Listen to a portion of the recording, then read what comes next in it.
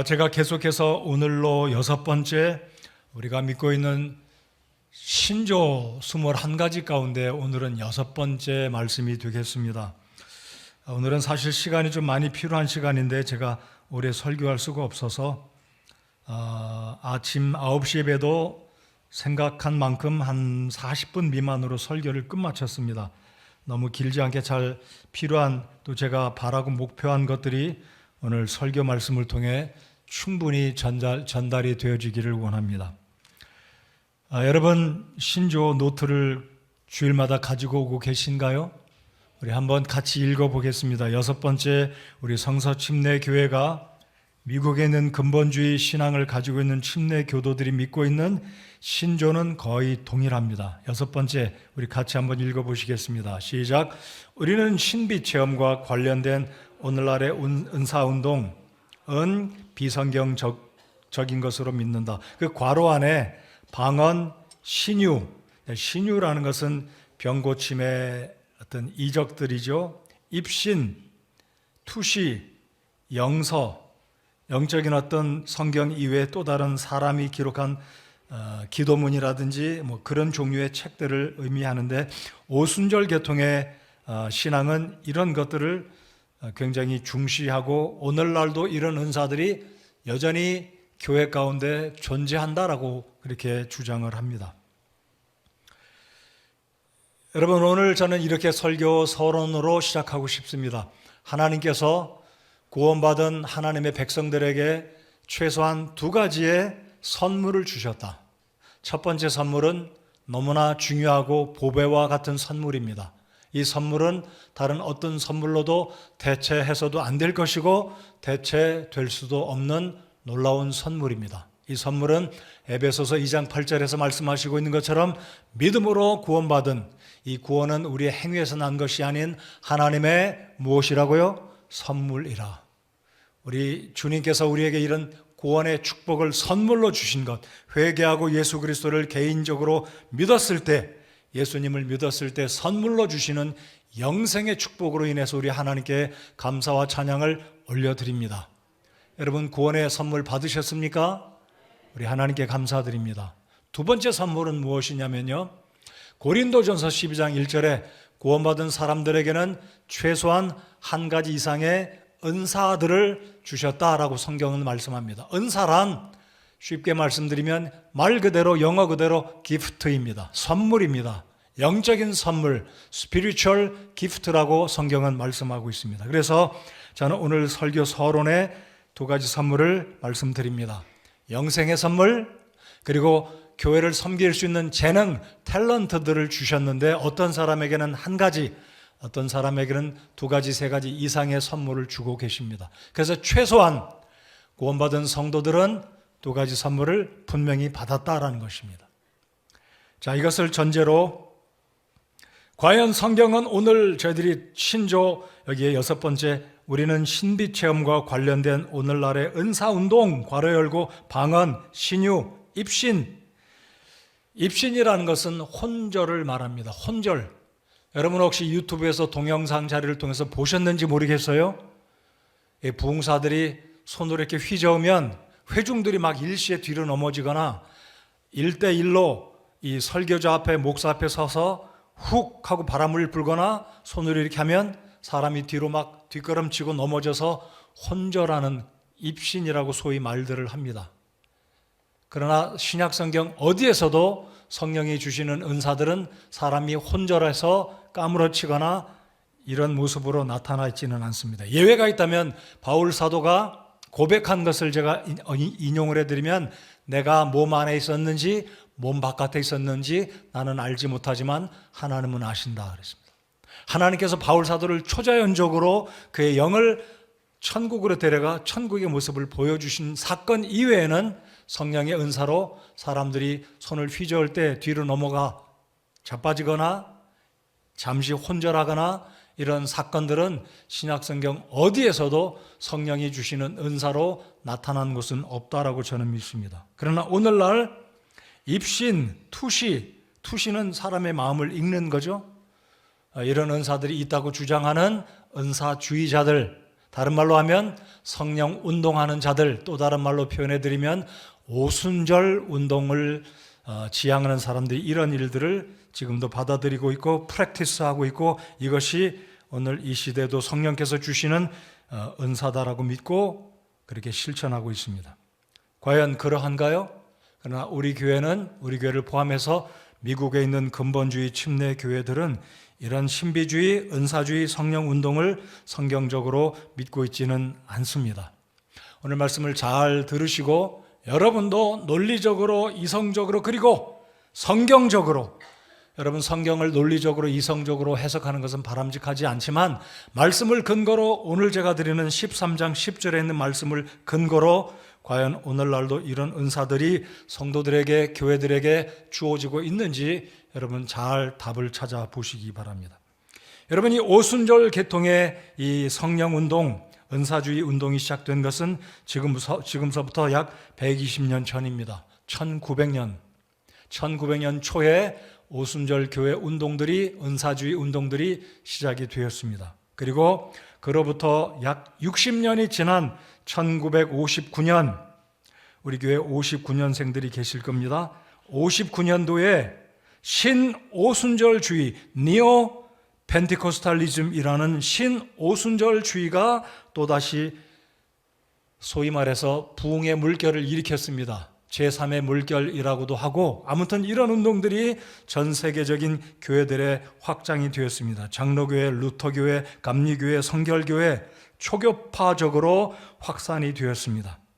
심지어는 가톨릭 신자들이나 신학적인 자유주의를 믿고 있는 사람들에게까지 방언이라든지 신유의 기적의 사건들이 사람들에게 매력을 일으켜서 수많은 성도들, 교단들, 교파들을 물어나고 이런 운동에 영향을 받고 있다는 것입니다. 그런데 우리는 이런 것들이 성경적으로 근거가 없다, 비성경적이다라고 믿습니다. 혹시 저희 교회를 출석하시는 분 가운데는 개별적으로 아직도 방언을 하고 계신 분이 있으리라고 제가 생각을 조심스럽지만 해봅니다. 자, 오늘 말씀을 통해서 이 부분들이 성령께서 우리의 마음속에 말씀을 근거로 분명하게 하나님의 뜻을 발견하고 이 은사들을 통해 주님을 기쁘시게 하고 성경적인 우리의 실천, 성경적인 믿음의 행위가 나타나기를 바랍니다. 자, 그러면 본론으로 들어가겠습니다.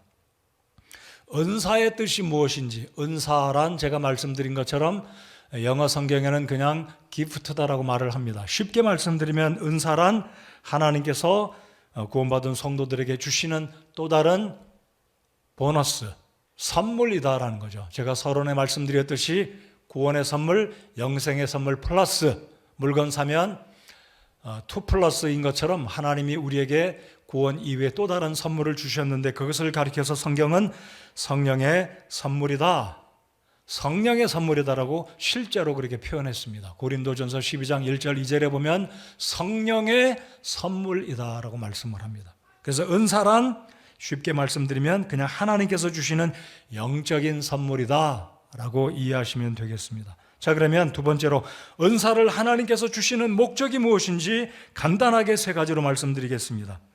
여러분, 우리 교회 주보 첫 페이지에 보시면 올해 우리 교회 표어를 건강한 성도, 건강한 교회 그랬고, 에베소서 4장 10절로 11절까지 말씀을 제가 적어 두었습니다. 에베소서 4장 10절, 11절.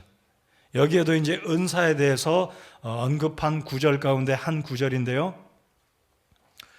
자, 이 에베소서 4장의 말씀을 보시면 12절에 보시면 은사를 주신 목적 세 가지가 뚜렷하게, 아주 분명하게 하나님은 바울 사도를 통해서 우리에게 말씀해 주고 계십니다. 첫째는 성도들을 완전하게 한다. 둘째는 섬기는 일을 하게 한다. 셋째는 우리 주님의 교회에, 이 몸된 주님의 교회를 세우게 하기 위해서 모든 성도들에게 은사를 주셨다라는 겁니다. 자, 그러니까 어느 누구에게든지 주신 은사는 결코 우리 각자 개인의 유익을 위해서 주신 것이 아니라 다른 성도를 세우고 그들을 완전하게 하고 섬기고 궁극적으로 주님의 교회를 세워나가게 유익하도록, 효과적으로 하도록 은사를 주셨다라는 것입니다. 성도들을 돕고 세우고 교회를 부흥시켜 나가도록, 이것이 은사를 주신 목적이기 때문에, 그러므로 이 은사를 잘못 활용해서 나를 높이고 내가 가진 은사가 저 사람보다, 저 사람의 은사보다 뛰어나지 자랑하고 목에 힘주고 자기를 나타내는 육신적인 모습으로 은사를 활용한다면 이것은 주님 앞에 잘못된 것이다라는 것입니다. 바로 이런 문제를 가지고 있던 교회가 고린도 교회였습니다. 그래서 고린도 교회는 매우 복잡한 은사적인 문제로 바울 사도가 여러 가지 문제를 가르치고 책망하고 일러주는 그 기록들이 고린도전서 12장에서 14장까지가 은사에 대한 문제를 바울 사도가 지적하고 가르쳐주는 모습이 12장에서 14장까지가 되겠습니다. 자, 이제 세 번째로 은사의 종류를 말씀드립니다. 여러분, 은사의 종류는 사실 제가 오늘 25가지입니다. 20가지가 넘어가는 것은 은사가 아닙니다 라고 말할 수는 없습니다. 정확하게 은사가 22가지다, 24가지다, 아니 27가지쯤 될 것이다 라고 말할 수는 없습니다. 왜냐하면 은사의 모습을 고유 명사로 이것이다 라고 표현할 수 있는 그 문제가 쉽지 않기 때문입니다. 그래서 아무튼 방금 제가 말씀드렸던 우리 교회 주보에 있는 에베소서 4장, 베드로전서 4장, 그리고 로마서 12장, 그리고 고린도전서 오늘 본문에 있는 13장을 끼고 12장, 13장, 14장까지가 신약 성경에서 은사에 대해서 언급한 4권의 책입니다. 에베소서 4장, 베드로전서 4장, 로마서 12장, 그리고 고린도전서 12장부터 14장까지. 네, 오늘 제가 고린도전서 13장을 본문으로 정하고 고린도전서 12장 마지막 절과 13장 10절을 읽는 이유가 있습니다. 자, 저희들 먼저 13장 8절부터 이 말씀을 같이 한번 읽어보겠습니다. 자, 8절부터 10절까지, 그리고 10절 노란색 글자를 읽으실 때는 눈을 2배로 더 크게 뜨고 집중해서 잘 생각하며 읽어보겠습니다. 자, 8절부터 읽겠습니다. 시작.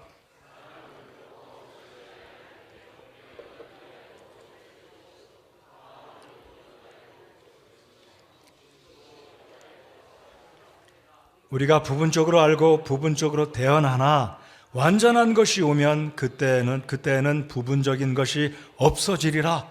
그때에는 부분적인 것, 괄호 열고 일시적인 은사, 다른 말로 영구적이지 않은 은사들이 점차적으로 사라져갈 것이다. 점점점 나타나지 않을 것이다. 사라질 것이다. 소멸할 것이다. 더 이상 사용되지 않을 것이다. 다른 말씀드리면 성령께서 이 온전한 것이 온 후에는, 완전한 것이 온 후에는 성도들에게 성령께서 부분적인 은사들은 주시지 않을 것이다 라는 말씀으로 우리는 이해를 합니다. 그렇게 믿습니다.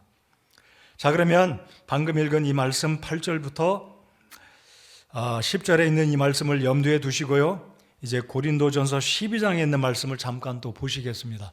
고린도전서 12장 28절부터 30절, 여러분 성경 13장을 열어두셨다면 왼쪽 편으로 가시면, 자, 고린도전서 12장 28절로 30절 제가 읽어드리겠습니다. 그냥 눈으로 보시기 바랍니다.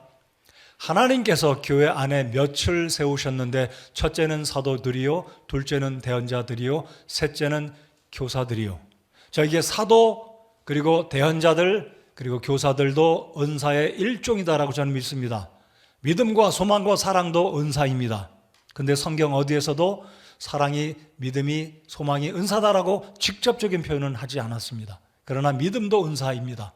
동일하게 사도도 은사적인 직분이고 시대마다 주신 은사, 직분이기 때문에 오늘 이 시대는 사도들이 존재하지 않습니다. 대언자도 존재하지 않습니다.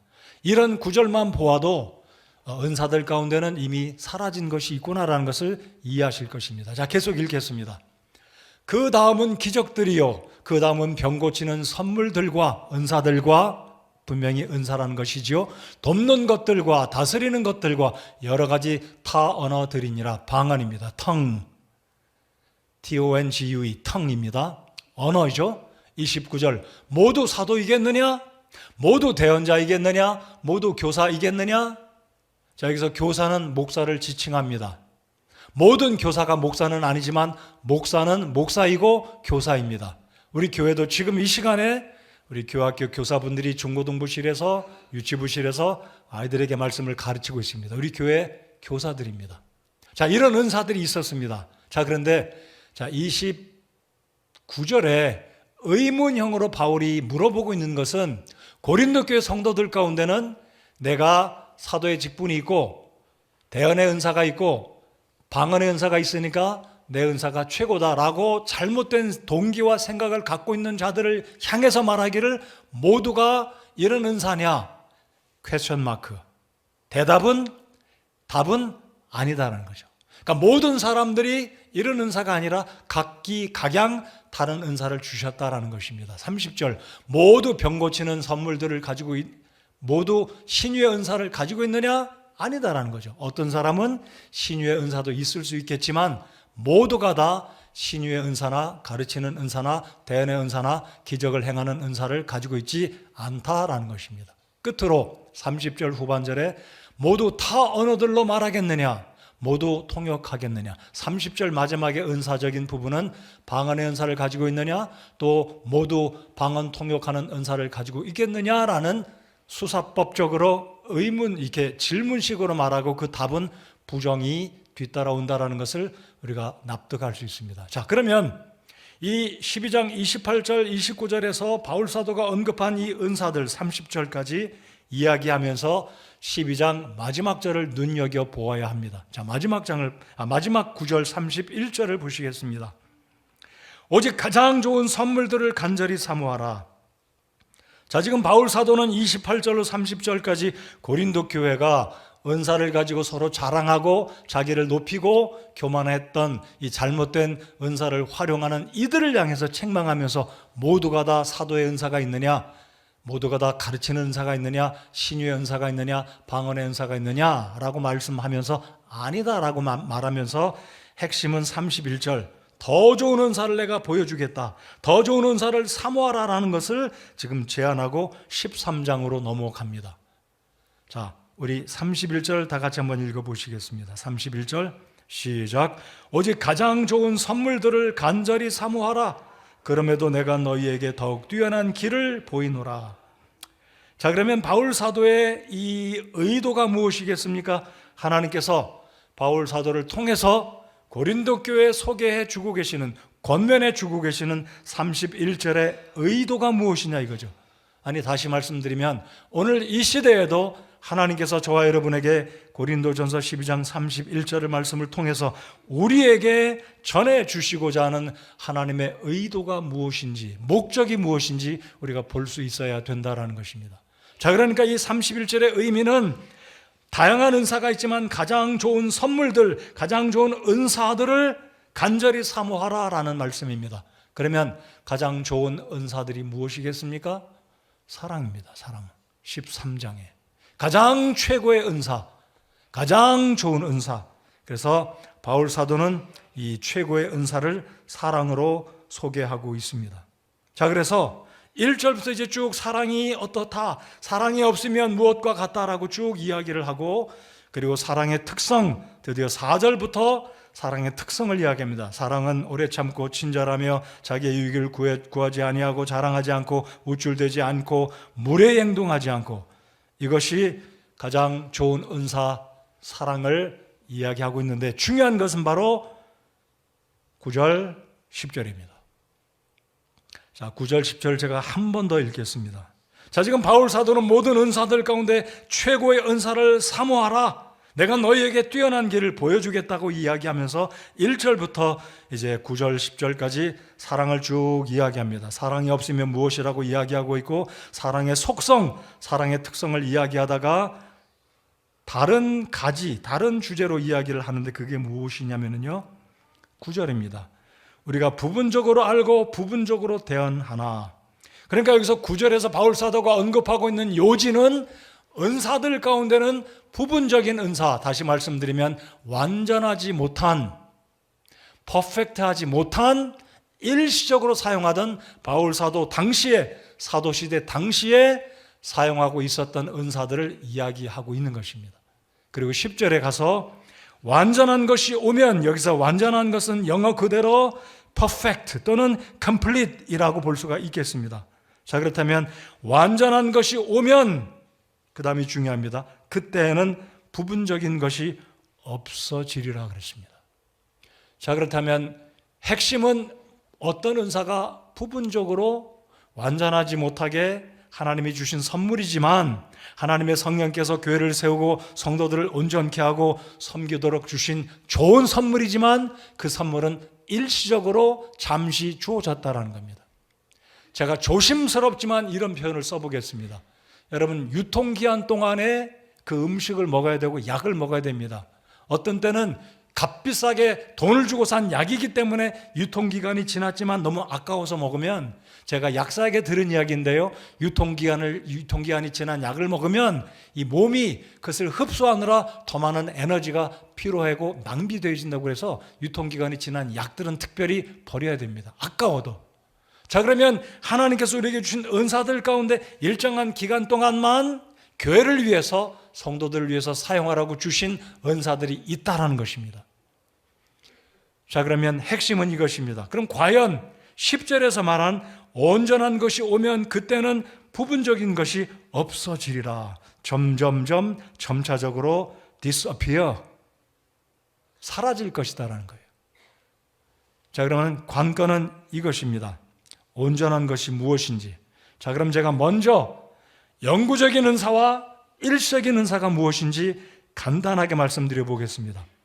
저희 교회 성도님들 오랜 세월 동안 신앙생활 하신 분들은 이거 영구적인 은사와 일시적인 은사를 대략적으로 구분하실 수 있으실 거다라고 제가 믿어요. 그럼 영구적인 은사는 무엇이겠습니까? 예를 들면 믿음의 은사, 가르치는 은사, 인내하는 은사, 사랑의 은사, 섬김의 은사, 절제의 은사, 음악적인 은사, 가르치는 은사 등등등, 이런 종류들은 시간에 구애받지 않고 어떤 기간 동안에 주어진 것이 아니라 지속해서 예수님이 오시는 그날까지, 아니 천국에서도 사랑, 믿음, 이런 은사들은 지속해서 시대적인 구분 없이 주께서 교회 성도들에게 교회에 주신 은사다라고 우리는 믿습니다. 자, 그렇다면 일시적인 은사, 오늘 10절에서 언급한 부분적으로 알고 부분적으로 대언했던 이 일시적인 은사는 무엇이겠습니까? 대부분이 오순절 개통에서 오늘도 믿고 있는 은사들이 부분적인 또는 일시적인 은사다라고 봅니다. 그게 뭐냐면 방언, 신유, 병고침, 혼절하고, 소위 말해서 입신한다고 표현한 기절하고, 이게 뒤로 넘어가고 막 소리를 지르고 뭐 이상한 이런 모습들, 환상, 방언 통역, 이런 것들이 우리 10절의 말씀에 의하면 일시적으로 사도시대 때 넓게 잡아서 주후 100년까지 주셨다라고 우리는 믿습니다. 정확하게 표현드리면 90년 전후, 그 이유가 무엇인지 제가 이제 말씀드려 보겠습니다. 자, 그러면 10절에서 이야기하고 있는 하나님께서 바울을 통해서 이 고린도 교회가 은사의 복잡한 문제로 서로 싸우고 자랑하고 은사를 잘못 활용하고 있던 이들에게 사랑을 사모하라, 사랑이 최고다라고 소개하고 있던 이 말씀 10절에 내려가서는 부분적으로 알고 있던 것이 사라질 것이다, 없어질 것이다 라고 말씀하시고 있는 핵심 클루, 이 핵심은, 힌트는 뭐냐면 완전한 것이 오는 것이다라는 겁니다. 그러면 완전한 것은 어떻게 사람들이 해석합니까? 세 가지로 봅니다. 이것도 사실 쉽지 않아요. 온전한 것 또는 완전한 것, 이 퍼펙트를 무엇으로 해석하냐면 세 가지입니다. 제가 주보에 적어두었습니다. 첫 번째는 사랑이다. 왜냐하면 고린도전서 13장에서 지금 바울이 12장 마지막 절에서 가장 좋은 선물들을 간절히 사모하라, 내가 너희에게 더욱 뛰어난 길을 보이리라고 이야기하고 있고 1절부터 쭉 사랑을 이야기하고 있기 때문에 성경학자들은 여기에 완전한 것을 사랑으로 해석합니다. 둘째, 여기서 완전한 것은 뭐니 해도 예수님의 재림이지, 예수님이 오시면 애매모호한 것도 부분적으로 알고 부분적으로 대안한 것들도 예수님이 오시면 그때 비로소 우리 예수님을 눈으로 보니까 확실하게 알게 될 거다. 11절 같은 보면 약간 그런 의미로 해석할 수가 있을 것입니다. 사랑을 완전한 것으로 보는 사람도 있고요, 아니면 예수님의 재림을 완전한 것으로 해석하는 학자들도 있습니다. 그러나 세 번째는 성경입니다. 왜 그러면 첫째 사랑도 아니요, 예수님의 재림도 아니요, 성경을 완전한 것으로 해석을 하냐면 헬라어가 지닌 문법적인 답이 그 속에 들어있기 때문입니다. 자, 이게 제가 주보에도 적어둔 것으로 기억하는데요. 헬라어 단어에서 이게 완전한 것은 문법적으로 볼 때 텔레이오스, 텔레이온. 여러분 헬라어 동사 변화에는 오스, 오온 이렇게 쭉 나가는 동사 변화가 있어요. 근데 여기서 텔레이오스라는 것은요, 중성 명사입니다. 여러분 영어나 한국말에는 남성 명사, 여성 명사, 중성 명사가 없어요. 그러나 헬라어에는 독특하게도 남성 명사가 따로 있고 여성 명사가 있고 중성 명사가 있습니다. 힌디어에도 그게 들어있어요. 힌디에도 있습니다. 자, 그렇다면 사랑으로 본다면 여러분 우리 가운데 지금 사랑이 있잖아요. 사랑은 사도시대뿐만 아니라 그 이전에도 있었습니다. 그렇다면 사랑은 여성명사입니다. 아가페는 여성명사이기 때문에 본문에서 말하는 텔레오스가 중성이기 때문에 완전한 것은 사랑이 아니다라고 답을 찾게 됩니다. 두 번째로 예수님의 재림을 본다면 예수님은 당연히 남자분이시잖아요. 남성이시잖아요. 예수님 아직 안 오셨습니다. 아직 안 오셨기 때문에 완전한 것은 아직 안 온 거예요.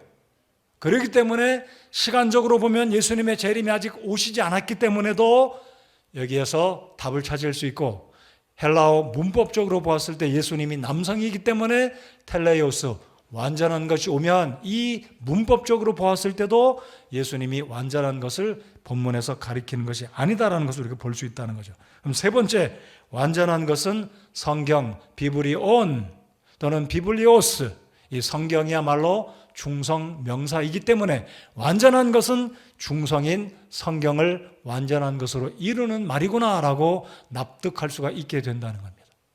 자, 그러면 성경이 언제 완성됐습니까?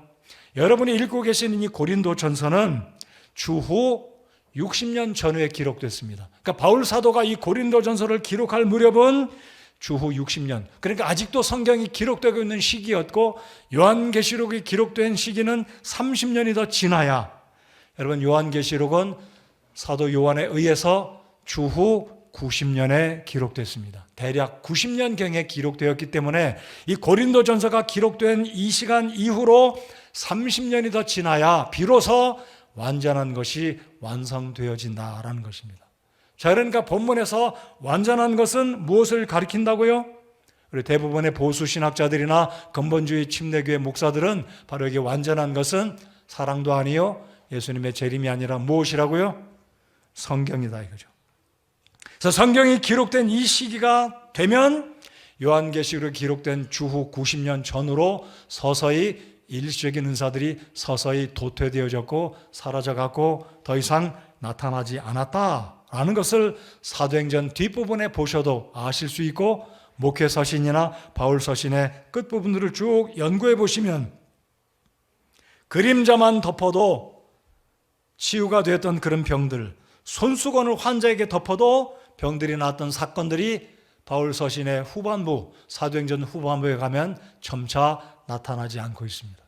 바로 이러한 모습들을 보았을 때 우리 보수주의 신학자들이나 우리 근본주의 침례교회나 우리 교회나 저는 바로 이 고린도전서 13장 10절에서 말하는 굉장히 중요한 분수령이 되는 완전한 것이 오면 그때는 부분적인 것이 없어질 것이다라고 한 이 말씀을 우리가 잘 이해하고 은사를 구분하고 오늘 이 시대에 주님이 주시는 일시적인 은사와 영구적인 은사가 어떤 것인지 분별할 수 있는 이 믿음, 확신이 있어야 된다라는 것입니다. 이해가 되셨기를 바랍니다. 이해가 되셨습니까?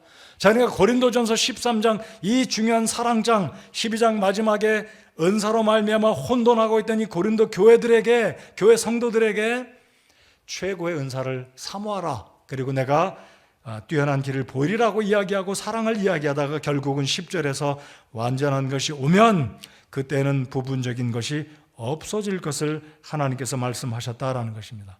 자, 제가 이제 조금 더 추가적으로 방언의 문제들을 말씀드리고자 합니다. 이 방언과 연관된 은사주의자들이 결코 빼놓을 수 없고 강조하고 있는 것 가운데 하나가 바로 방언입니다. 근데 방언은 두 종류가 있습니다. 그냥 방언이라고 한다면 그냥 이렇게 기억하시면 좋겠습니다. 실제로 사용하는 언어와 사용하지 않는 못 알아듣는 말, 이상한 말들. 예를 들면 제가 흉내내기가 좀 어줍지 않습니다. 뭐 랄랄라 뭐 이상한 말들 하잖아요. 자, 대부분의 오순절 계통의 신비주의나 은사주의 성령 운동하는 사람들이 추구하고 강조하고 가르치는 성령이 주신 것이 아니라 인위적으로 따라하라고 가르치는 방언들이 대부분 고린도전서 14장에 나오는 알아들을 수 없는 방언입니다. 알아들을 수 없는 말입니다. 그런데 사도행전 2장에 나오는 방언은 실제로 그 당시에 사용하고 있었던 언어였다라는 것입니다. 자, 그래서 이 방언은 오늘날 은사주의자들이 주장하는 대부분의 방언들은 알아들을 수 없는 말들, 실제로 사용하지 않는 외국어가 아니라 이상한 말들이다라는 거죠. 자, 이 부분을 조금 더 구체적으로 말씀을 드려보겠습니다. 자, 방언에 대한 성경의 신약 성경에서 기록된 그 구절들을 보면은요, 사도행전 2장, 고린도전서 12장과 14장에 그리고 마가복음 16장 이 세 권의 책이 방언을 이야기합니다. 쉽게 말씀드려보면 사도행전 2장은 실제로 사용하는 언어들을 기록한 방언이고요. 그리고 12장과 14장은 알아들을 수 없는, 영어로 표현하면 unknown tongue입니다. 알려지지 않은, 실제 사용하지 않는, 알아들을 수 없는 말을 고린도전서 12장과 14장은 이야기합니다. 그리고 16장, 마가복음 16장은 새로운 말이다. 새로운 언어들이다. 그래서 마가복음 16장과 사도행전 2장은 실제로 사용하는 그 당시에 외국 사람들이 사용하는 외국 언어였다라는 것으로 여러분 기억하고 참조하시기 바랍니다. 다시 강조해 드립니다. 오늘날 신비주의나 은사주의나 오순절 계통의 사람들이 말하는 방언은 알아들을 수 없는 실제 지구상에 존재하는 언어가 아닌 것입니다. 자, 그렇다면 사도행전 2장에 오순절날 성령이 강림하실 때 세 가지 이적, 표적이 뒤따랐습니다. 여러분, 제가 계속해서 이 신조를 설교하면서 하나님에 대한, 삼위일체에 대한, 예수님에 대한 네 번째, 다섯 번째, 세 번째 말씀을 이미 전해드렸습니다. 우리 하나님은 영이십니다.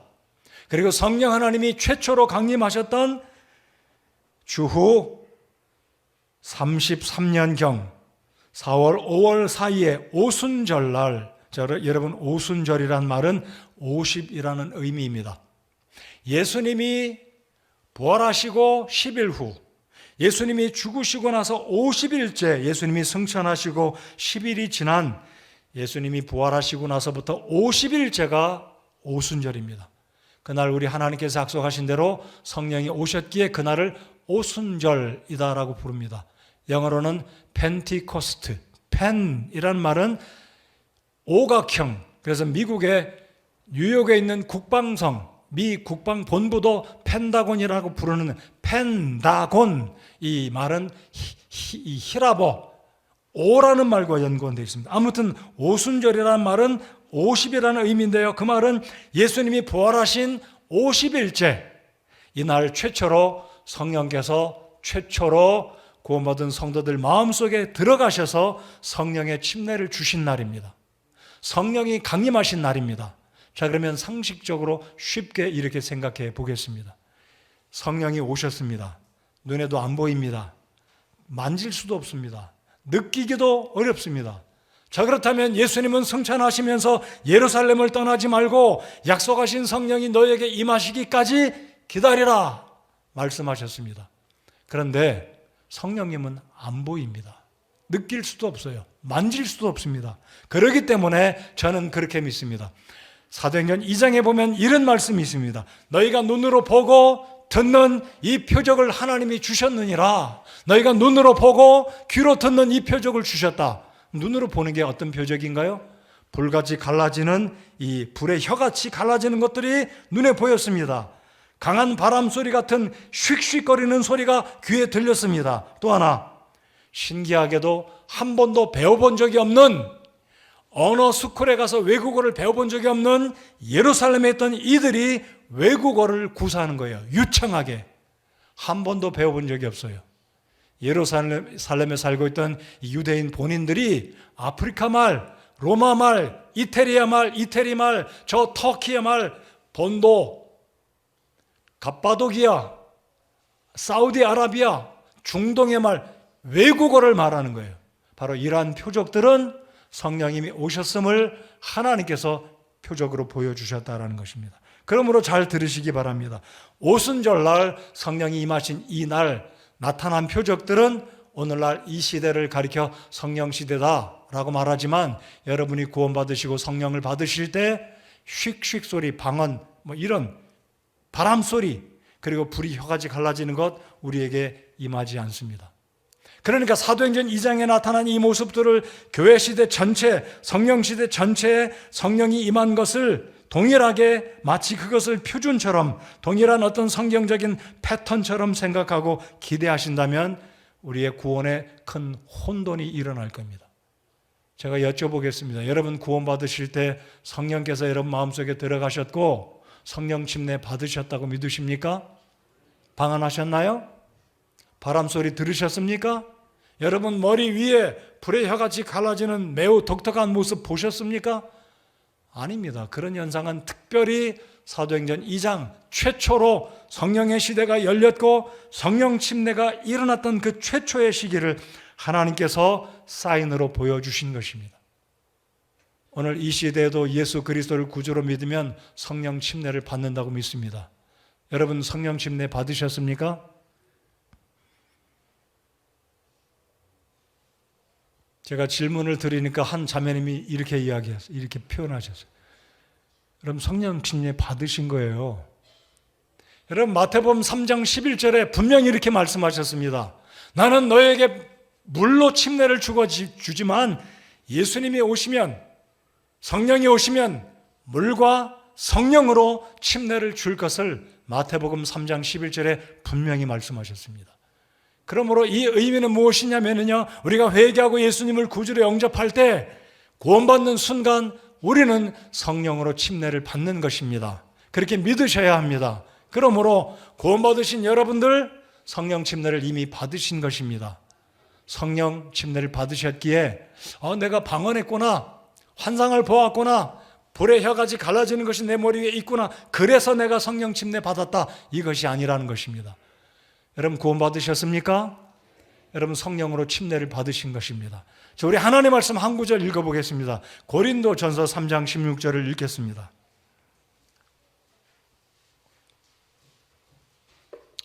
고린도전서 3장 16절 다 피셨으면 우리 함께 고린도전서 3장 16절을 읽겠습니다. 자, 다 같이 읽겠습니다. 시작. 하나님의 영께서 너희 안에 거하시는 것을 너희가 알지 못하느냐. 아멘. 너희가 하나님의 성전인 것과 우리가 구원받으면 성령께서 들어오셔서 우리의 몸이 하나님의 영이 거하시는 성전, 템플, 하나님의 성전이 된다라는 것입니다. 이것을 가리켜서 성령 침례를 받은 것이다라고 동일시할 수 있는 것입니다. 이것이 신학적으로 그런 것입니다. 여러분 성령 침례 받으신 성도가 되었습니까? 그렇습니다. 자, 다시 잘 말씀드리겠습니다. 한 가지 기억해 주십시오. 사도들과 우리는 동일한 성령 침례를 받았지만 시기적으로는 다릅니다. 이게 무슨 뜻인지 잘 귀를 기울여 들으시기 바랍니다. 사도들은 오순절날 성령을 받기 전에 구원받은 사람들이었습니까? 헷갈리시나요? 여러분 사도들이 성령 침례 받기 전에 구원받았습니까? 받았어요. 자, 그러나 사도들은 오순절날 성령 침례가 처음 시작되었기 때문에, 성령이 강림했기 때문에 이들에게 있어서는 구원받은 시간과 성령 침례 받은 시간이 다를 뿐입니다. 그러나 우리들은 오늘 이 시대, 교회 시대, 성령 시대, 또는 은혜 시대라고 말하는 이 시대에 예수 그리스도를 영접하고 구원받은 사람은 구원받은 그날 성령님이 우리 안에 들어오시기 때문에 구원과 성령 침례는 동시에 일어나는 것이 성경적으로 맞는 것입니다. 여러분 그렇게 믿으십니까? 요 차이만 있을 뿐입니다. 단지 성령 침례를 받았다고 해서 사도행전 2장에 나타난 것처럼 외국어가 갑자기 유창하게 막 말해지고 바람소리가 들리고 불의와 같이 이상한 이런 모습들, 이런 사인들이, 표적들이 보이지는 않는다라는 것입니다. 왜냐하면 이때는 성령이 최초로 오셨기 때문에 사도행전 2장은 매우 독특한 사건이고 최초로 시작된 성령 침례의 역사적인 날이기 때문에 그렇습니다. 이것이 보수주의자들이 우리 성서침례교회 근본주의가 해석하는 사도행전 2장의 방언과 고린도전서 12장 14장의 방언의 차이입니다. 자, 제가 조금 더 이제 방언에 대해서 말씀드려 보겠습니다. 다시 강조합니다. 사도행전 2장에 나오는 방언은 알아들을 수 있는 실제적인 로컬 다이얼렉트, 지방 언어, 외국 언어였습니다. foreign language였습니다. 이것을 가리켜서 알아듣는 텅이다 그랬어요. 실제 언어였습니다.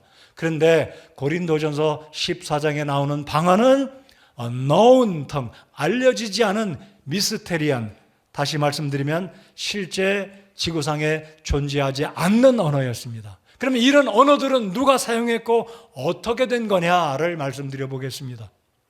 여러분 고린도에는 굉장한 우상을 섬기는 신전들이 많았습니다. 여러분 그리스 아테네 가보셨는지 모르겠어요?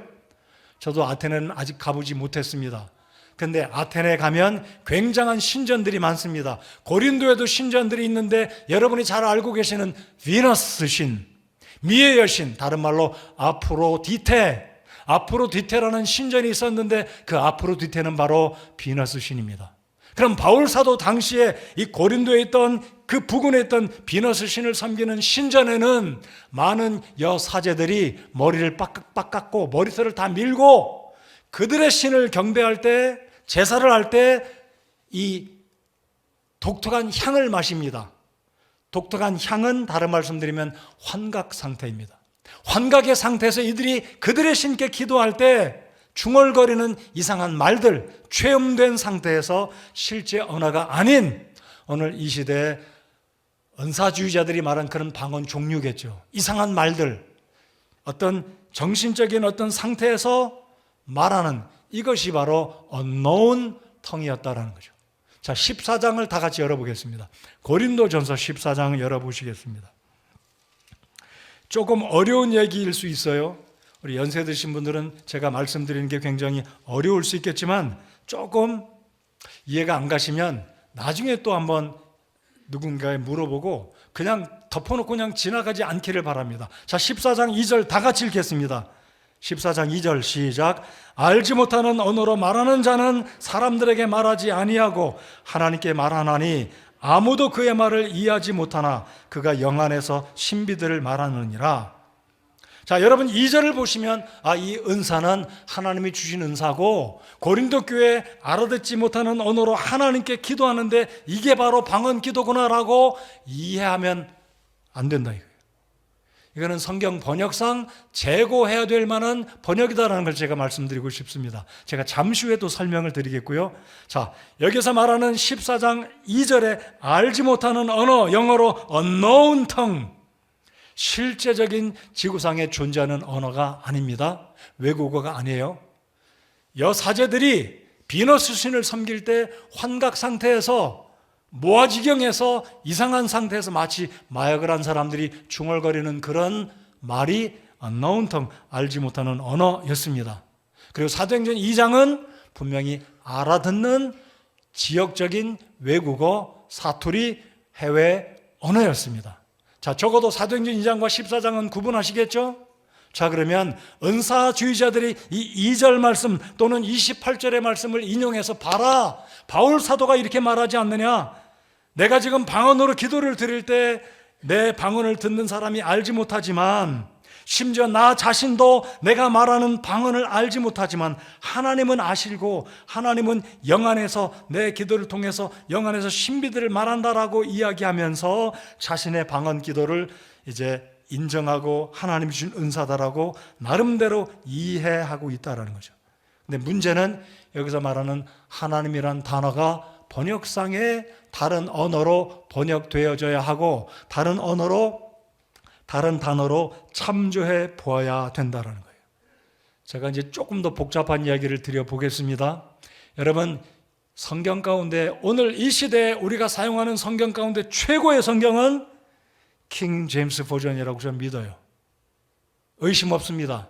한글로 번역된 성경 가운데는 킹 제임스 버전을 토대로 번역해 온 흠정역 성경이라고 믿습니다. 우리가 사용하는 성경입니다. 그런데 이 부분에 어떤 문제가 있었는지 제가 말씀드려 보겠습니다. 여러분, 성경이 번역되는 과정 가운데 TR이라는 공인 본문이 출생했습니다. 탄생됐습니다. TR이라는 말은 라틴어입니다. 공인 본문이다라는 거예요. 공인 본문. 그러니까 여러 언어에서도 여러 성경들이 번역될 때 이 TR, 이 성경은 번역할 때 참조가 되는 기저 번역이다. 기저 성경이다. 그래서 이 TR은 이제 라틴어로 번역되어지는 최초의 헬라어 성경, 신약 성경이었습니다. 자, 이 TR이 만들어지게 되는 과정 가운데 다른 영어 성경들이 이 TR 헬라어 성경에서 영어 성경 번역들이 드디어 나오기 시작했습니다. 그 번역본들을 말씀드리면 에라스무스 성경, 베자 성경, 틴데일 성경, 이런 성경들이 우후죽순으로 계속 나오게 되는데요. 그 유명한 틴데일 성경은 굉장히 번역이 잘 된 에라스무스 성경, 굉장히 탁월하게 번역된 영어 성경들이었습니다. 근데 이 TR이 번역된 것은 1516년입니다. 최초로 번역된 헬라어 번역본, 다른 영어 성경으로 독일어 성경으로 번역될 때 1516년에 번역된 이 TR 성경, 텍스투스 리셉투스라는 TR, 라틴어로 TR이라고 부르는 공인 본문. 그러니까 그 당시에 많은 교회들이, 성경학자들이 인정해주는, 공적으로 인정하는 1516년에 TR이 만들어졌습니다. 그러면 여러분이 상식적으로 알고 계시듯이 영어 킹 제임스 버전은 1611년에 나왔습니다. TR은 몇 년이라고요? 1516년에. 그러니까 TR이 나온 후에 영국의 왕 제임스가 성경을 만들어라, 영어로 번역해라 해서 최고의 학자들이 만들어낸 성경이 킹 제임스 버전입니다. 자, 근데 여기서 이제 잘 들어보십시오. TR이 만들어지기 전에, 이 TR 이후에 킹 제임스 버전이 만들어지기 전에 나온 영어 성경들이 방금 말씀드렸던 베자 성경, 에라스무스 성경, 스테파노스 성경, 틴데일 성경, 이런 아주 탁월한 성경들이 만들어지기 시작했습니다. 그런데 여러분, 틴데일이란 분은요, 진리를 고수하다가 그 당시에 불태움을 당해, 장작더미 위에서 불태움을 당해 순교당한 분이십니다. 그런데 이 틴데일 성경은요, 바로 이 고린도전서 14장 2절에 나오는 알지 못하는 언어로 말하는 자는 사람들에게 말하지 아니하고 하나님께 말하나니, 여기서 하나님은 이 틴데일 성경이나 스테파누스 성경이나 에라스무스 성경은요, 이 하나님을 캐피털 G가 아니라 소문자 G로 번역했다는 거예요. 그럼 이게 무슨 뜻이 되냐면, 하나님께 말하나니, 이게 아니라 신께 말하나니, 신들께 말하나니, 일반적인 그리스 당시에 존재했던 우상신들께 말하나니라는 번역으로 옮겨졌다는 거예요. 그런데 안타깝게도 킹 제임스 버전은 이 TR을 본문으로 만들어진 성경 가운데 배자 사본을 활용했기 때문에, 배자 성경은 캐피털 G, 큰 글자 God, 하나님으로 번역한 것을 킹 제임스에서 언급했기 때문에 오늘 한국에 번역된 대다수의 한글 성경은 배자 사본을 따라 킹 제임스가 캐피털 G, 하나님으로 번역했기 때문에 대부분의 한글 성경 고린도전서 14장 2절에 하나님으로 번역된 것입니다. 어려운 이야기인데 이해가 되셨는지 모르겠습니다. 그러니까 여기 있는 하나님이라는 것은 킹 제임스 성경에 보면 관주에, 풋노트에 보시면, 난해주에 보면 작은 G로 나와 있다. 그러니까 여기는 하나님은 반드시 우리가 믿는 창조의 하나님이 아닐 수 있고, 그 당시에 그리스 신전에서 섬겼던 이 알지 못하는 언어로 말했던 자들이 그들의 신에게, 비너스에게, 제우스에게, 여러 그 당시 존재하는 신들에게 무아지경에서 알아들을 수 없는 말로 기도했다는 의미가 바로 14장 2절이다라는 것입니다. 그런데 오늘날 순복음 계통의 방언을 여전히 믿는, 방언을 영구적인 은사로, 영속적인 은사로 믿는 자들은 이 14장 2절이나 28절을 인용해서 봐라, 바울 사도가 고린도 교회 알지 못하는 언어로 말하는 자는 사람들께 말하지 아니하고 하나님께 말하나니 라고 이야기하지 않느냐 라고 여기서 하나님을 자신의 방언 기도를 들으시는 분으로 이 구절을 레퍼런스로 참조 성경으로 이야기하고 있다는 것입니다. 그러나 사실은 여기 있는 하나님이 우리가 믿는 하나님이 아닐 수 있고, 그리스 신전에서 우상 제단에서 이 이교도들이 그들이 믿고 섬기는 그들의 신을 번역상의 이런 측면으로 이해할 수가 있다라는 것입니다. 자, 참조로 바울 사도가 은사들을 나열할 때 아까 읽었던 고린도전서 12장에 보면 은사들을 쭉 언급할 때 사실 방언은요, 탑 랭크, 가장 귀한 은사적인 위에 있는 은사가 아니라는 것.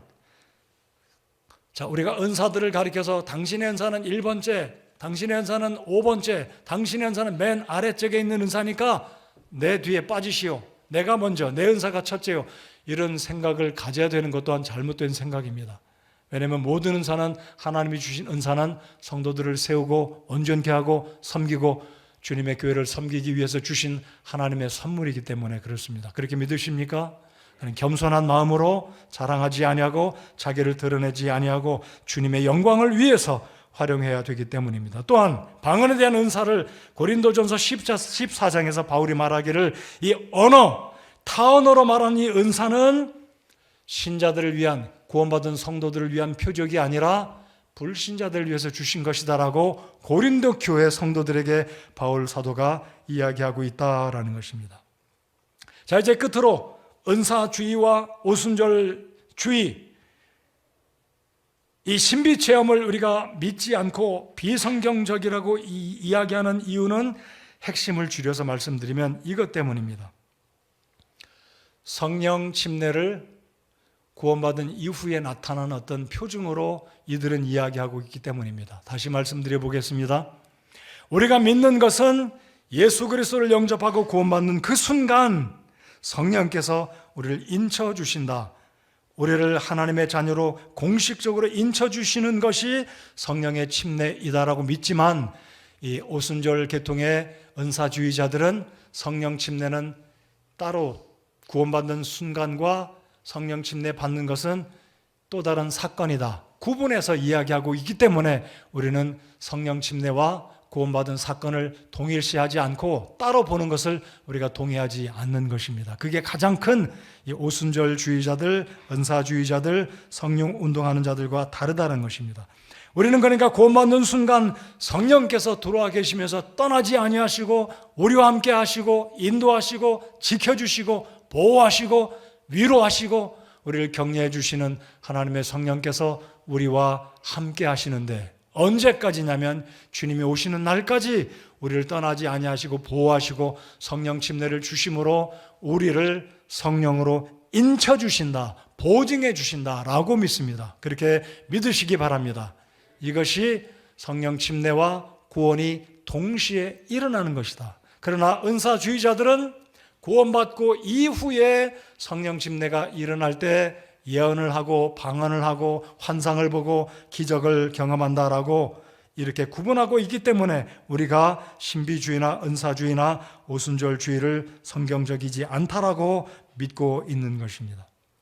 여러분, 신약 성경에 많은 표적들이 있었습니다.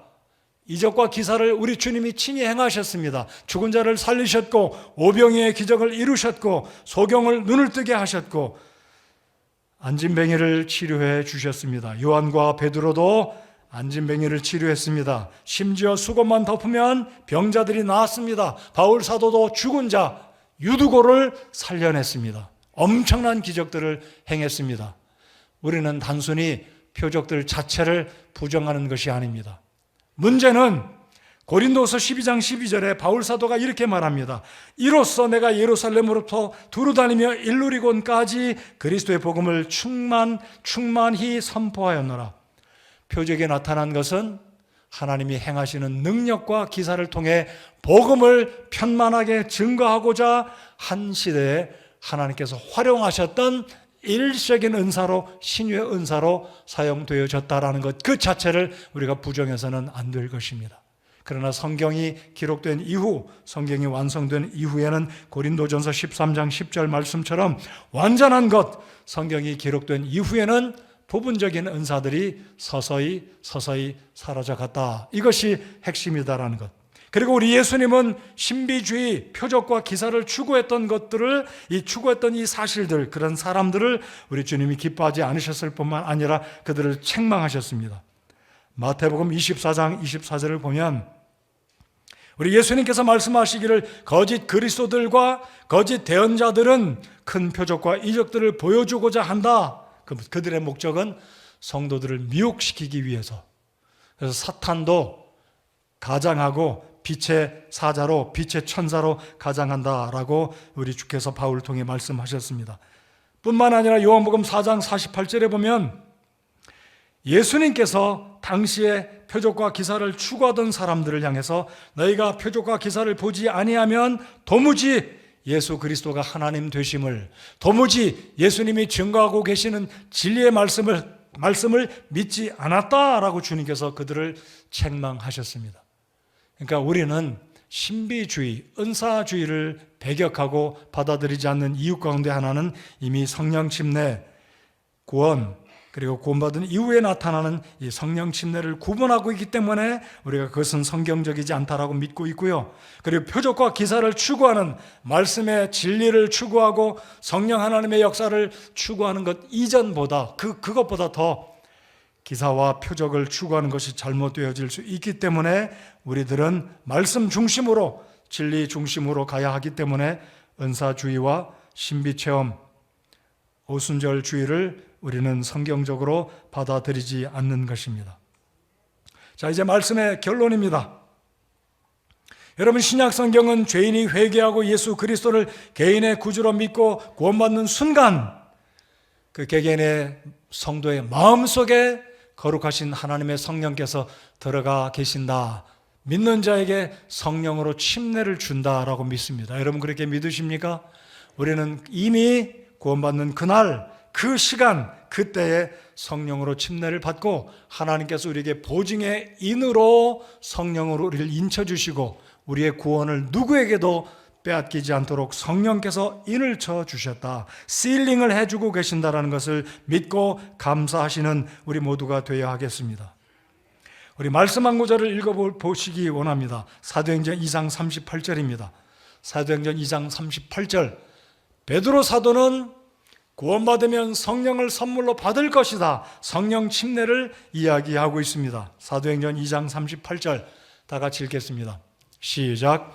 이에 베드로가 그들에게 이르되 회개하고 너희 각 사람이 예수 그리스도의 이름으로 침례를 받아 죄들의 사면을 얻으라. 그리하면 너희가 성령님을 선물로 받으리니. 아멘. 이 앞에서 말하는 것은 물 침례입니다. 구원받고 물로 침례를 받아라.